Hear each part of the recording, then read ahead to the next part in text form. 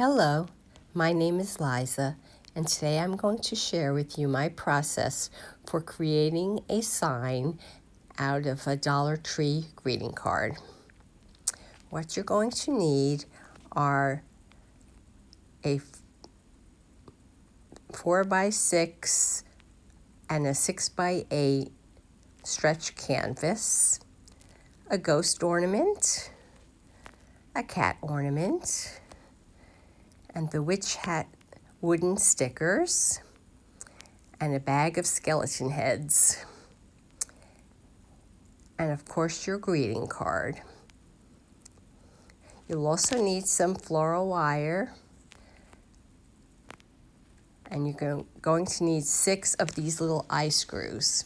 The first thing you're going to do is to remove your canvas from both of the frames. The card is actually the size of the 6x8 frame, but we're going to cut the inside of the card down to fit inside the 4x6 inch frame. So just trace it and leaving the edge because we're going to use that later. Then paint both of your frames black. Use the wood filler to fill in the hole of the cat and then paint that black as well. Once your card is cut, staple it to the back of the frame.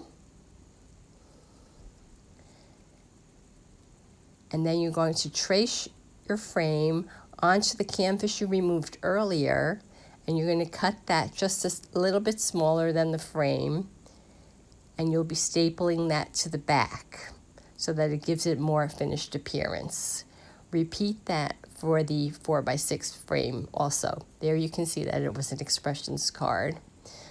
And there's the canvas on the back.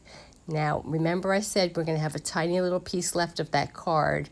I used that, I traced my witch's hat onto that, and I took my black hat and made it an orange hat, just like that. And I used a little bit of ink to sponge it to give it a bit of a distressed look. I also gave my cat some green eyes, and later I gave it some whiskers also. Now the ghost, you're going to want to cut some of that off. So just take a ruler and a X-Acto knife and just score it, and it will break right off. Then again with wood filler, fill in your hole so that when we paint it, you won't look like you had a bullet hole in his head.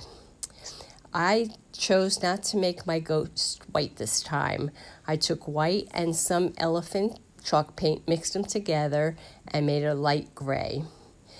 I took a circle punch and black cardstock and just punched a circle so that that would fit behind the eyes and the mouth. So there you see, it's about a 1 3/4 inch circle, I believe. And just glue it on there. Now we're going to take our skeleton heads, and we need to put a hole in the top and in the bottom of the skeleton head. I have a fuse tool. Anything that you could poke a hole in will work fine. This just melts the plastic, and I like to use that.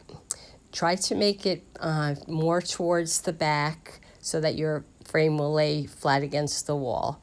Then you're going to take your eye screws and you're going to place 2 on the bottom of the 4x6 frame and 2 on the top of the 6x8 frame, but line them up so that they attach. You're going to need your floral wire, attach floral wire to your eye hooks, string your skeleton heads through the floral wire and attach it. And then the ghost, I actually took some dimensional tape and I attached that to the frame so that it also stuck out a little bit. And then I just took some 1/8 inch black ribbon to tie it, and I added a skeleton head, and here's the completed project. I know it went kind of fast, but I'm hoping that the pictures will help you see what I did. And there's my little skeleton. And then you can see where the 2 frames attached with the skeleton head. That's my project. If you liked my video, please give it a thumbs up. Leave a comment if you have any questions. If you haven't already subscribed, please consider doing so. And I'll be back again soon with another project. Take care. Bye-bye.